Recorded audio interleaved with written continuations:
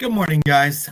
So today we're going to talk about elected officials and three branches of government. This will be the last thing we learn about today or this week before we have a review for our quiz on Friday. Okay, so elected officials and three branches of government means I'm combining two lessons into one day. So you're going to have 6 vocabulary words today. The first vocabulary word is official, which is just a person in public office. Okay, so an official is anybody who's in a public office. So, if example, government official serves Americans by completing his or assigned duties. That could be a governor, that could be a senator, that could be anybody. Whoever holds a public office is an official. The next one is elected, and I think you guys know this. Like elected is voted for. The president is elected by the people. Anybody who's in a public office is usually voted on, and they get elected to that office. So elected is just for voted for. The next word is political affiliation. Now, this one you guys might know a little bit about. Republicans and Democrats, we only have a two-party system here in the United States. So a political affiliation means that a member of a political party, either Republicans or a Democrat, and then you do have some grassroots movements of other third-party parties, but they generally don't grasp onto enough voters to stay relevant. So a political affiliation just means a member of a political group. The next word is the legislative branch, and we've gone over this a billion times. So that's the branch of government that makes the laws. The next word is the executive branch, and that enforces the laws. Again, we've gone over these a billion times. And the last word is the judicial branch, and that interprets the laws. Again, we've gone over this a billion times. So those last 3 words should be into your brain, so you really shouldn't have to study those too much. You guys should already know what those are. All right, so let's talk about some elected officials, okay? So what does the president do? The president of the United States is the head of the government. Qualifications to be a president: you have to be 35 years old. Nobody younger than 35 can be elected president of the United States. You have to be a U.S. citizen for 14 years, and you have to be a natural born citizen, means that you have to be born in the United States. And you might be saying, Mr. C, how can you be a natural born citizen but not a U.S. citizen? Well, if you're born here in the United States, you're a natural born citizen, but you can actually become a citizen of a different country by going and applying for citizenship. The United States, or the president, is part of the executive branch. Remember, that's the person who enforces the laws. He's the boss of millions of government workers. So anything from the post office to the FBI, he's the boss of everybody. He's the head of everything. And he's the commander-in-chief of the military, means he's the person who's in charge of the military and oversees the entire military. All right, so what does a vice president do? Well, the vice president, we all know that he's second in charge. He becomes president if the current president dies, right? If the current president dies. I shouldn't say he, because we have a Madam Vice President now, which means she would become president if Joe Biden passes away. All right, so when the vice president presides over the Senate, they only vote when a tie occurs in the Senate. Remember, the Senate has 100 members, and there could be a tie, because if you split that in half, that actually equals 50, right? So you can have a 50-50 tie. And if that's the case, the vice president will vote to break that tie. Qualifications to be vice president is the same as the president: 35 years old, U.S. citizen for 14 years, and a natural born citizen. And the reason why his qualifications are the same as the president is because of this. They're second in charge, and they would become president if the current president passes away in office. All right, so what does a U.S. senator do? Represents the people who live in their state. Okay, qualifications to be a senator: got to be 30 years old, U.S. citizen for 9 years, live in the state they represent. So you cannot run for a state senate position when you live in Florida and run for a state senate position in Ohio. All right, you must live in the state you represent. It's part of the legislative branch. Remember, that's the branch that makes the laws. They write and vote on new laws called bills, and 2 senators are elected by each state. Only 2.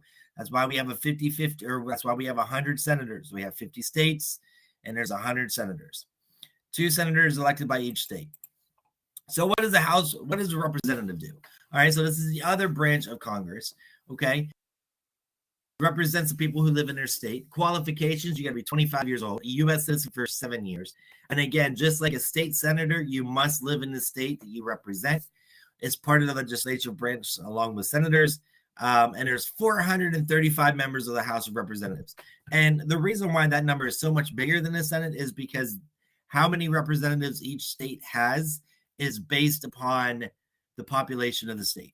Okay, so that the number of representatives you have in Congress can fluctuate just based upon how many people live in your state.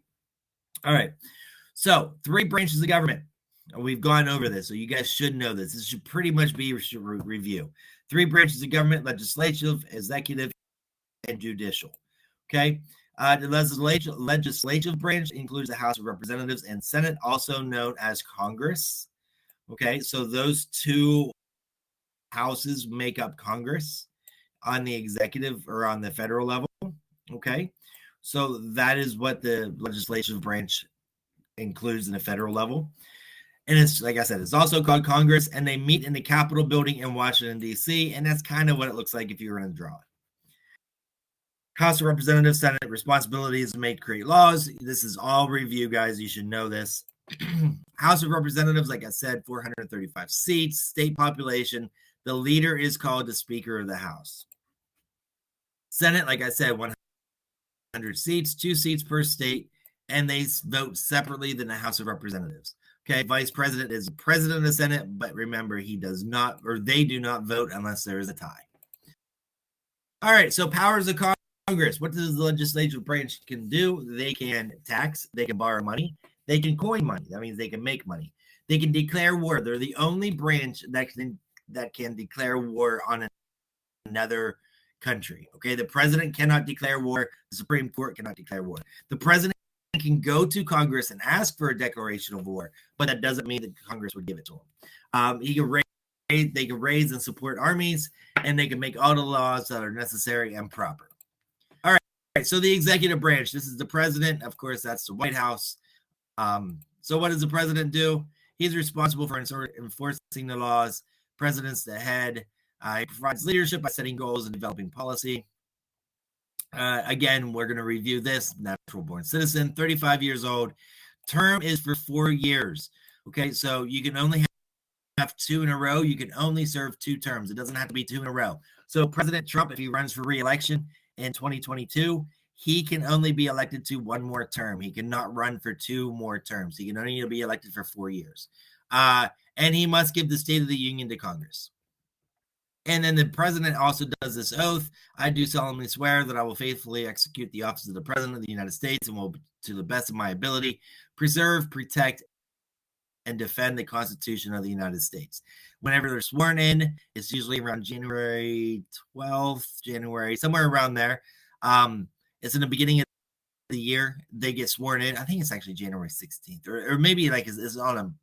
It may change depending on the calendar, but he does get sworn in. And it's usually done in front of the Capitol building.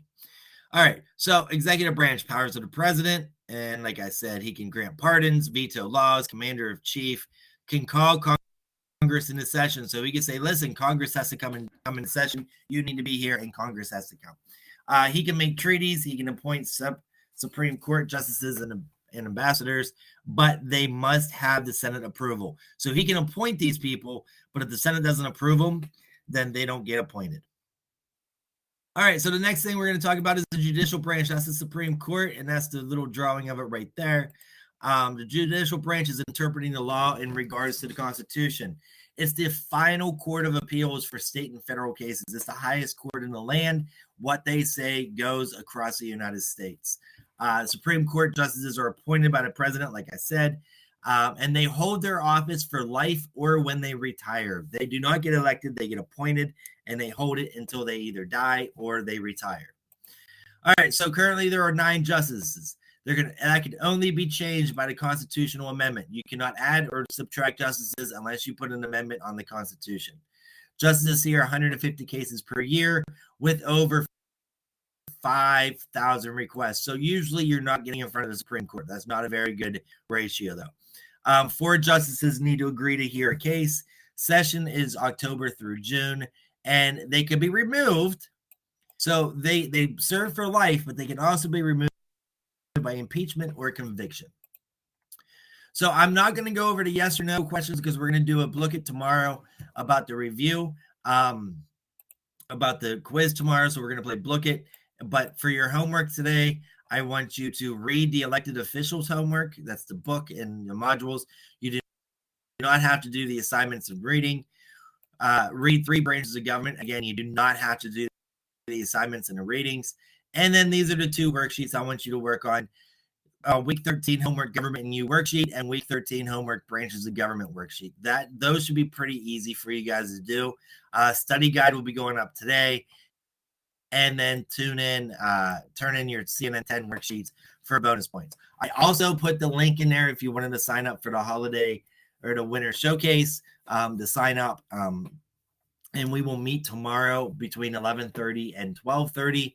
And if you want to sign up, go ahead and sign up. I'm getting a lot of responses back, which is great. This program is going to be pretty awesome. So sign up, and we will meet tomorrow. All right. All right. I hope you guys have a great rest of your Wednesday, and I will see everybody tomorrow. Bye-bye, guys.